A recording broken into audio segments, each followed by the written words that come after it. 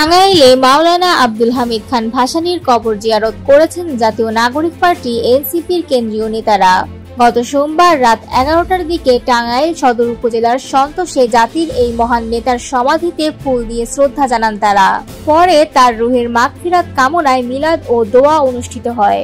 জুলাই মাস জুড়ে সারা দেশে পদযাত্রার কর্মসূচি চালিয়ে যাচ্ছে এনসিপি। এরই অংশ হিসেবে গতকাল ছিল ময়মনসিংহ পদযাত্রা ও পথসভা। আজ মঙ্গলবার বেলা 11টায় টাঙ্গাইল শহরের নিরালা মোড়ে হবে আরেকটি পথসভা। ভাসানীর কবর জিয়ারতের পর সাংবাদিকদের সঙ্গে কথা বলেন এনসিপির আহ্বায়ক নাহিদ ইসলাম। তিনি বলেন, মাওলানা ভাসানী ছিলেন কৃষক, শ্রমিক ও মেহনতি মানুষের সত্যিকারের রাজনীতিবিদ। ব্রিটিশ উপনিবেশ, পিন্ডির আধিপত্য কিংবা দিল্লির নিয়ন্ত্রণ সবকিছুর বিরুদ্ধে তিনি ছিলেন আপোষহীন। তিনি আমাদের শিখিয়েছেন কিভাবে মাথা উঁচু করে দাঁড়াতে হয়। তিনি আরো বলেন, বাংলাদেশের রাষ্ট্র গঠনের পথ প্রদর্শক ছিলেন মাওলানা ভাসানী। আমরা তার আদর্শে অনুপ্রাণিত হয়ে একটি বৈষম্যহীন ও ন্যায়ভিত্তিক বাংলাদেশ গড়ে তুলতে চাই।